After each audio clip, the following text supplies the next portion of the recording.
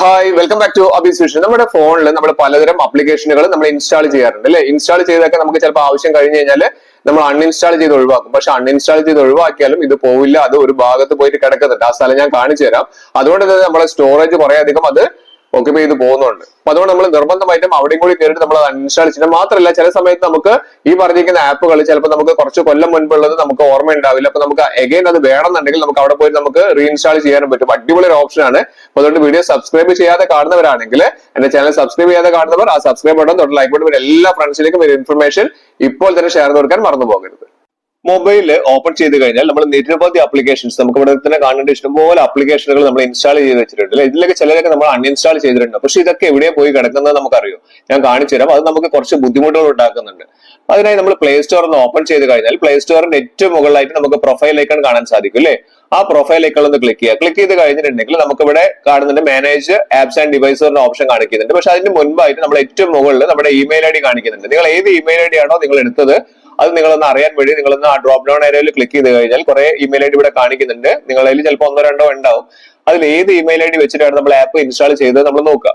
Just നമ്മൾ ഞാൻ ഏറ്റവും മുകളിലുള്ള എന്റെ ഇമെയിൽ ഐ ഡി ഞാൻ സെലക്ട് ചെയ്തിട്ടുണ്ട്. അതിനുശേഷം താഴെ മാനേജ് ആപ്സ് ആൻഡ് ഡിവൈസസ് പറഞ്ഞ ഓപ്ഷൻ കാണുന്നുണ്ടല്ലോ, അതൊന്ന് ക്ലിക്ക് ചെയ്യുക. ക്ലിക്ക് ചെയ്താൽ നിങ്ങൾ ഞെട്ടിപ്പോയത് എവിടെയാ പോയി നമ്മൾ ഡിലീറ്റ് ചെയ്ത് ഒഴിവാക്കിയ ആപ്പുകളൊക്കെ പോയി നിൽക്കുന്ന സ്ഥലം കണ്ടിട്ടുണ്ടെങ്കിൽ ഇവിടെ നമുക്ക് കാണില്ലേ മാനേജ് എന്ന് പറയുന്ന രണ്ട് ഓപ്ഷൻസ് ആണ് നമുക്ക് ഇവിടെ കാണിക്കുന്നത്.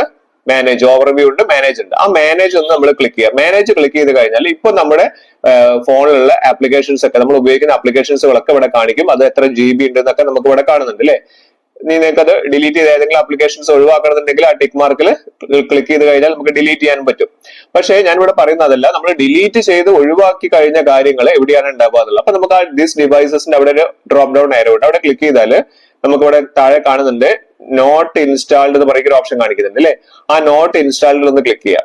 അവിടെ ക്ലിക്ക് ചെയ്ത് കഴിഞ്ഞിട്ട് ഇനി നിങ്ങൾക്ക് ഇവിടെ വരുന്ന കാര്യങ്ങളൊക്കെ എന്താണ്, നിങ്ങൾ മുൻപ് ഉപയോഗിച്ചിട്ട് ഡിലീറ്റ് ചെയ്ത് ഒഴിവാക്കിയ ആപ്ലിക്കേഷൻസ് ആണ് ഇവിടെ കാണുക. അപ്പൊ നമുക്ക് മുൻപ് ഏതെങ്കിലും ആവശ്യമുള്ള ആപ്ലിക്കേഷൻസ് ഒക്കെ നമ്മൾ ഡിലീറ്റ് ചെയ്ത് പോയിട്ടുണ്ടെങ്കിൽ ഇവിടെ പോയി നോക്കിയാൽ നമുക്ക് മനസ്സിലാവും ഏതായിരുന്നു ആപ്ലിക്കേഷൻ എന്നുള്ളത്.